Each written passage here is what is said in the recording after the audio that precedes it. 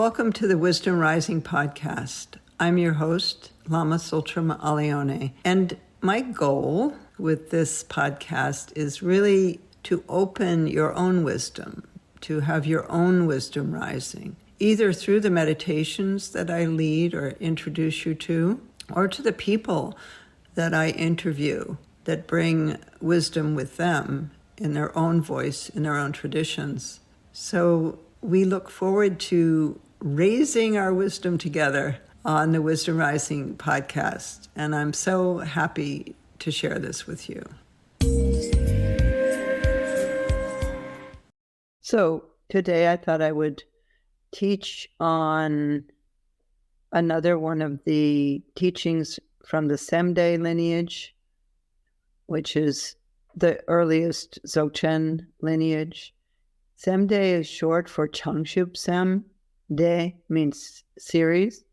Sem is bodhicitta in Tibetan, but in Dzogchen, when that word is used in a Dzogchen context, it means our true nature.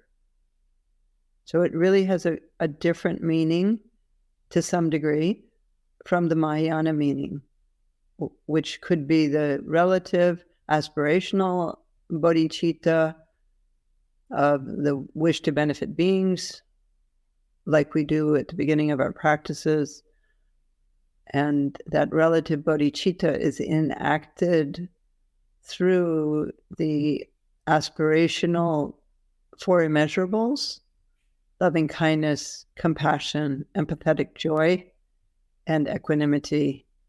And then when that relative bodhicitta is taken into action, it becomes the six paramitas: generosity, discipline, patience, meditation, and tsundru or diligence, and prajna paramita or wisdom paramita. So that's the action aspect of relative bodhicitta. And then absolute bodhicitta is beyond concepts and is our true nature.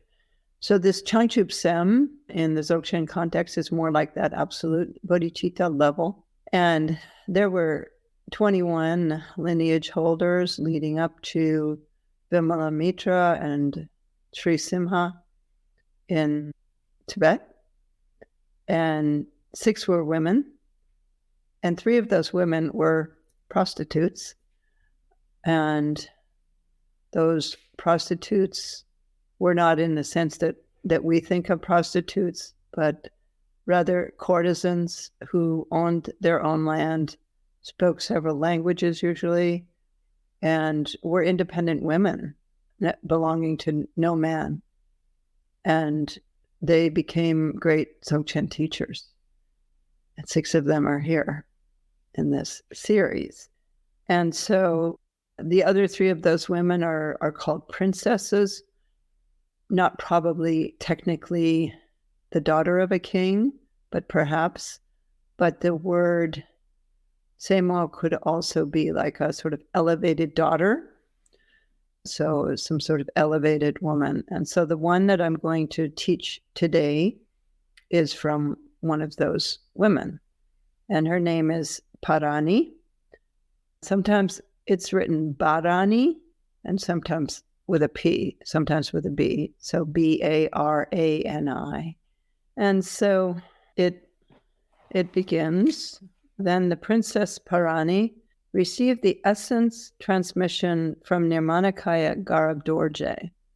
Garab Dorje is considered in the Nyingma tradition to be the first human being to teach Dzogchen on this planet. And I say on this planet because according to the teachings, Dzogchen was taught in 13 other solar systems before it was taught here in ours. Isn't that interesting? So Garb Dorje received these teachings from Vajrasattva. Vajrasattva is a deity, non-human embodiment from the Sambhogakaya, which is the dimension of luminosity. He was enlightened from birth, and he was called the Crystal Child.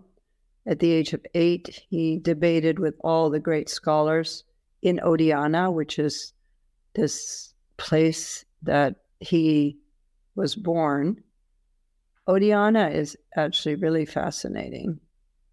It is sometimes said, well, Oddiyana never really existed on the earth, but there's so many references to this place called Oddiyana and people going there, like Tilopa, who was the primary founder of the Kargyu lineage.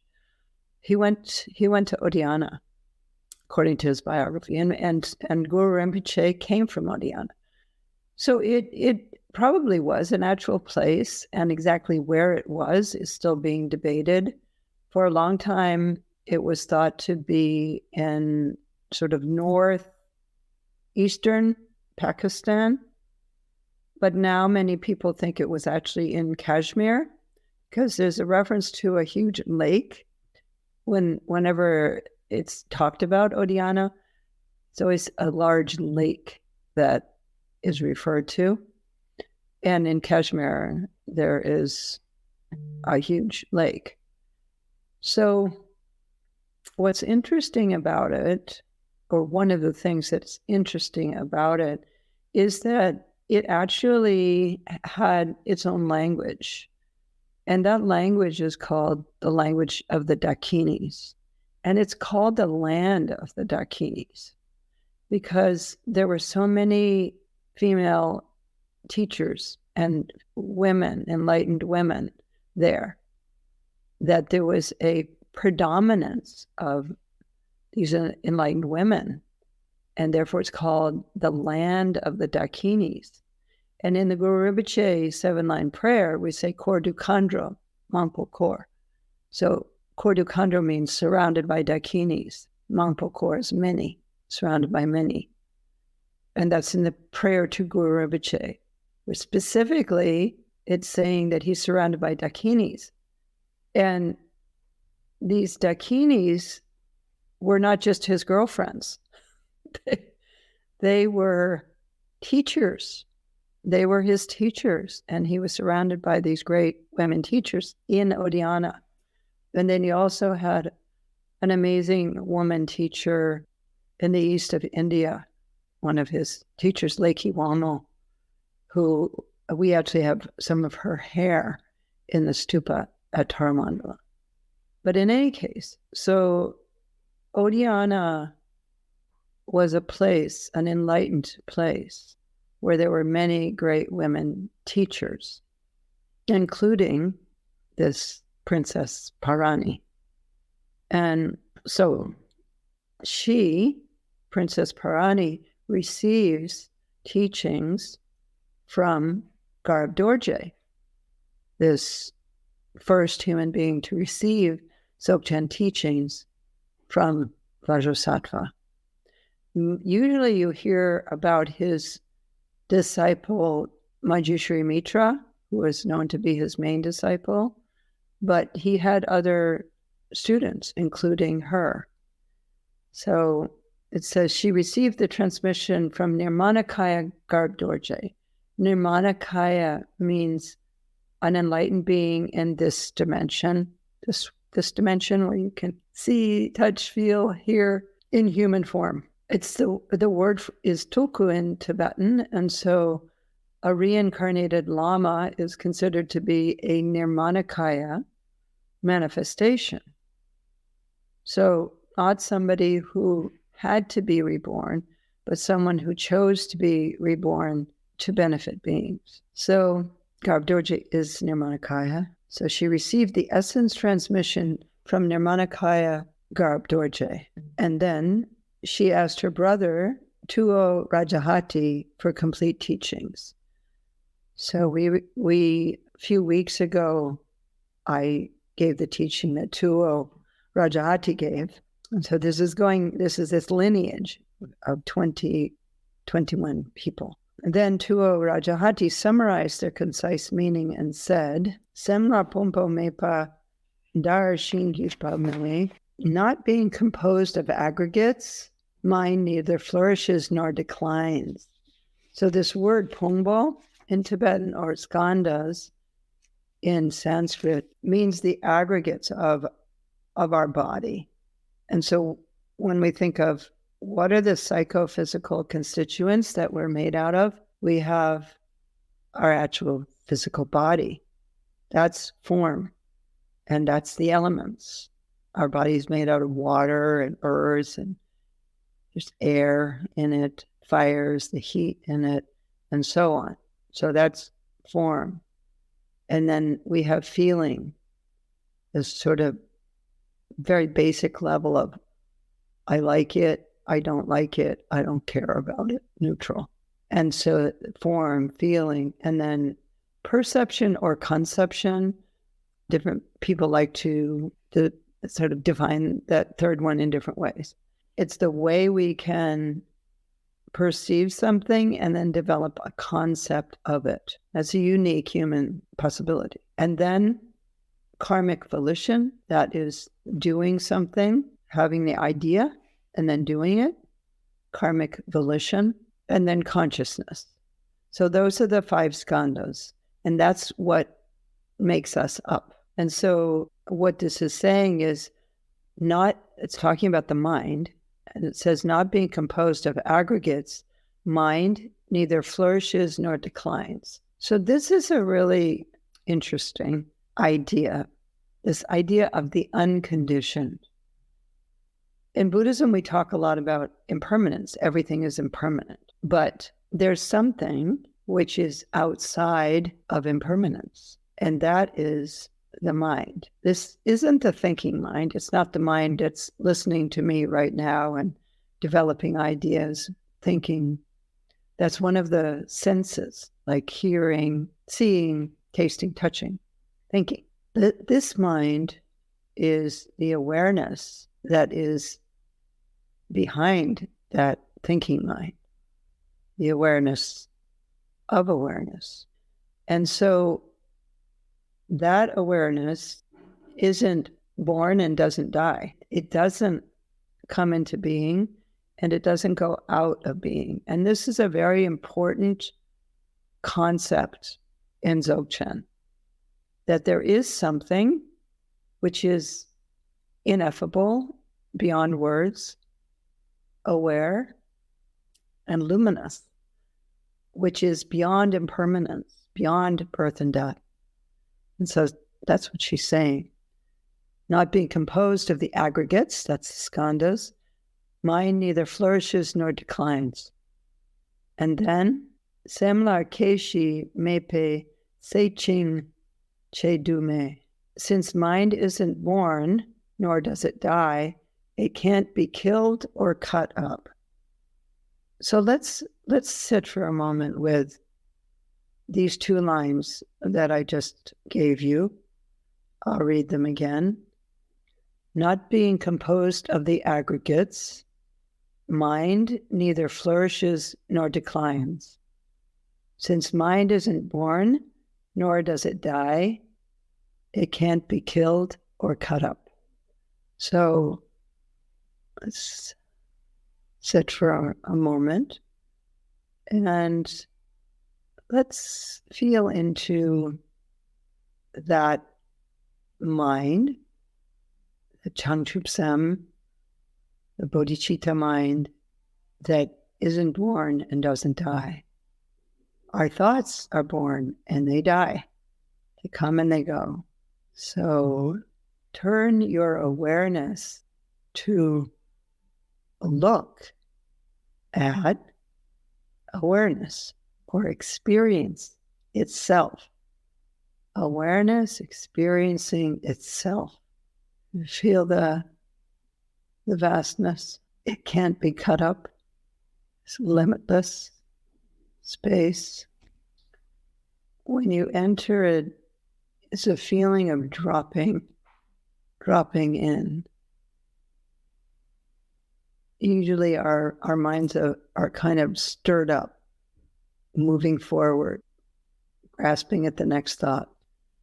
When you enter awareness, there's a feeling of dropping down, resting, resting and widening into limitlessness. So the next line is Tamche Semsu Dupe Semni Chuki Ku. Tamche is everything, Sem mind, and then Supi Dupa Semni Chuki Ku, mind's nature, Semni Chuki Ku is Dharmakaya. So that's a big line. Everything is mind. Everything. Your thoughts are mind too. Your feelings, all the phenomenal world, all appearances. Everything is mind. And then, so it's sort of progressive. Like everything is mind and mind is Dharmakaya. Dharmakaya, one of the three kayas. I talked about Nirmanakaya before, Garbhodorji, this embodiment of enlightenment. Sambhogakaya is the next dimension, and that is, it has form. There are beings in the Sambhogakaya, but they are beings of light, luminosity, like Tara. And by the way, thank you all for doing the 13th Tara for Ukraine. We've now been doing it for a year. And we're, I think, almost at 10 million mantras that people have collected. It's fantastic. And you can learn about that if you look on my Facebook page, Lama Tsultrim Alione Facebook page. And I think it's also on the Tara Mandala one. So everything is mind and mind is nature, Dharmakaya. So Dharmakaya is formless.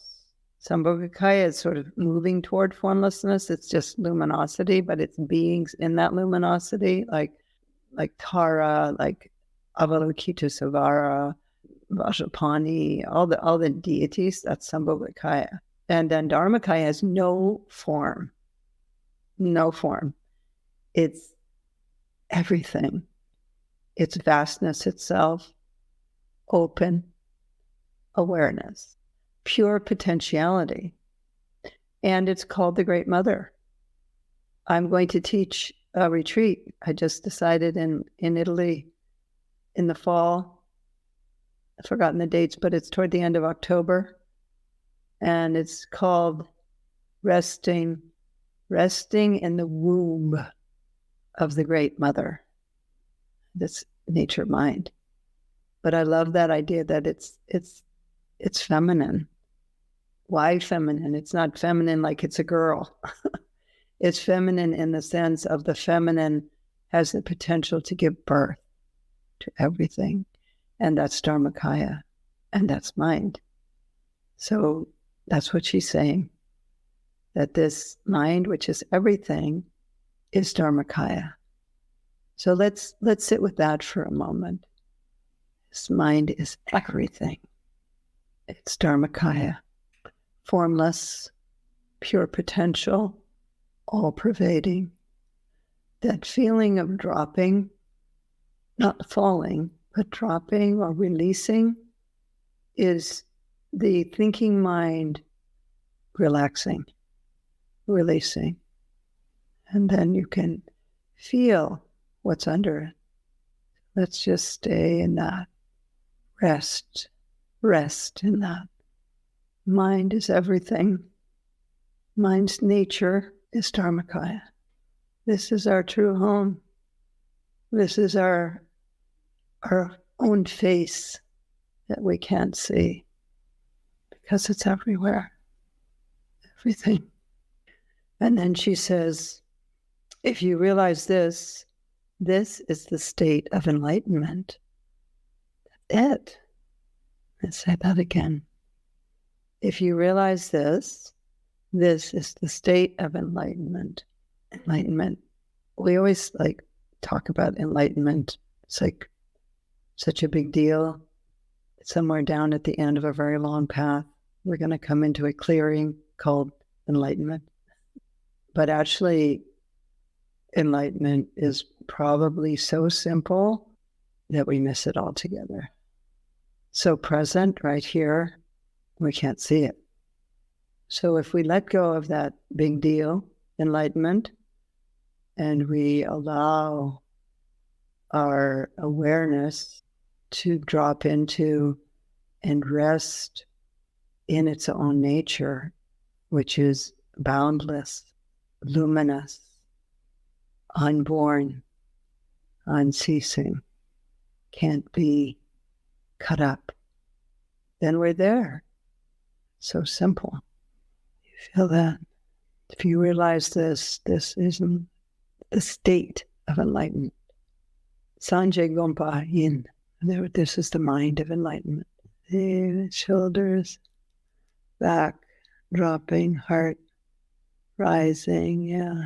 Thank you, Dagmar. Too simple to believe. Okay. Then Princess Parani entered into the intended meaning or the realized meaning of the expressed.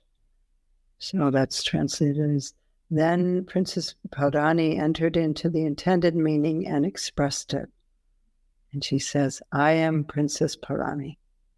So with these teachings, first they say what they've understood from what the previous person said, and then they say, okay, this is what I understand. So now this is her moment. And she says, Changchup Semni Ke Gakni Dandral. Bodhicitta mind is separate from both arising and cessation.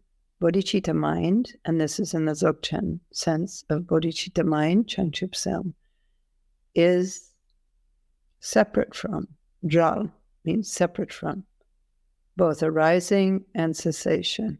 Therefore, it's unconditioned. So let's sit with that for a moment. Bodhicitta mind, our true nature, the actual condition.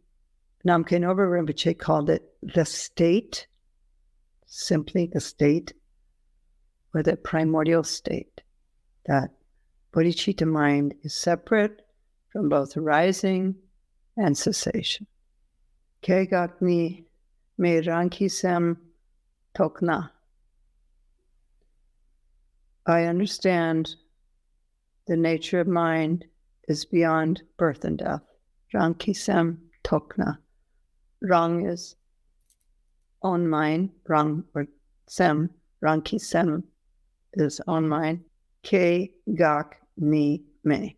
Ke birth, Gak death or ceasing, Ni Me not to. So you could say, instead of beyond, here you could say the nature of mind is not to, not birth, not death. So let's sit with that for a moment. The nature of mind is beyond birth and death, not to. The state of the victorious ones of the three times is the mind. So do some Galway, the three times is past, present, and future. Galway is a short word for Buddhas because they're victorious over the Maras, those that block awareness. So the state of those victorious ones is the mind. That's interesting. The state of the victorious ones of the three times is the mind. In other words, it is this mind, this Changchup Sem, this vast, unborn, unceasing, open awareness that is the Buddhas. That's what they are. The Buddhas in the past have been that. The Buddhas of the present are that. And the future Buddhas will be that. They couldn't be anything else and be Buddhas. And then her final line is, in the expanse of realization, joining and separating do not exist. Tokpa longna. So just with this word long means expanse or dimension, but it has, when you say long, it has the implication of vastness. It's not just space, it's expanse. It's huge, beyond measure. So in the beyond measure expanse of realization, joining and separating do not exist. So it keeps talking about these dualities, and that there's something that isn't in those dualities, something unconditioned. And that means that this will be there when you die. And it was there before you were born. There's a Zen koan, what was your face before you were born? That's this. So let's sit with this line for a moment. I'll read it again. In the expanse of realization, joining and separating do not exist. Joining and separating do not exist. Let your thinking mind drop. Just rest. Thank you. Yeah, Jody's saying, I experience an understanding. Why can't I just relax? Can't I just drop into this? Stay there. Because we have habit-formed tendencies. And it's like a car that is already going, and you take your foot off the brake, but you take your foot off the accelerator, but it doesn't just stop because it's got all that energy behind it. And our minds are like that. But the beautiful thing is actually in any moment we can turn and drop into this, fall into it, enter it, because it's always here. It's our true nature. It's not like it comes into being when we discover it. It's always there, always present. So this is Parani, and she was the third of those beings from Oddiyana. And so I thought before we were finished today, I would answer some of the questions that have come in, or at least one. There's one from Australia. What is my life's purpose, and how can I heal from childhood trauma? And then there was another one connected to this. I've been abused for many, many years, forgot a great part of my life, did a lot of personal work, but I'm not entirely recovered. So the questions are similar in that there's abuse. There's another one question here. What mantras or chants can support me after getting out of an abusive relationship? First of all, I'm so sorry for your experience of abuse, and so sorry that humans do this to each other. So unnecessary, and there's so many powerful humans that are also abusive. So what can you do about it? Well, first you have to make firm boundaries, create firm boundaries against the abuse, which means don't tolerate it, get help. There are places you can go. And then what I would advise is that you have a therapist and that you do feeding your demons work with that therapist. Feeding your demons is a method that I developed from the teachings of Lama Tsultrim, the 11th century Tibetan woman teacher. And feeding your demons is really amazing. Really big problems like abuse can really be benefited through feeding your demons, especially if you do it with a certified trainer in the method. And we have a list of those on our website. And then another helpful thing in healing from trauma is to recognize that this true nature that we have been talking about today, that we've been touching on, hopefully having an experience of, or at least a few moments of flashing on it, that true nature is unstained. So our true nature, our Changchupsem, our bodhicitta mind, this vastness that we have touched on, this vast, aware, all-pervasive, awakened state is unharmed, unstained by whatever abuse you have experienced. So instead of original sin, we have primordial purity. Kadak, that's what that means, primordial purity. And so knowing that that is your true nature, things happened to you, but it never touched that. It can't harm it. And so when you feel that shame or pain of abuse, turn toward this vastness and recognize that this is your true nature. Whatever happened was incidental. It was something that arose and died, and it didn't touch this, can't touch it. And that is yours. That's always there. And our meditation practice is what drops us into that, where we go home. If you have been abused, severely abused, you need support.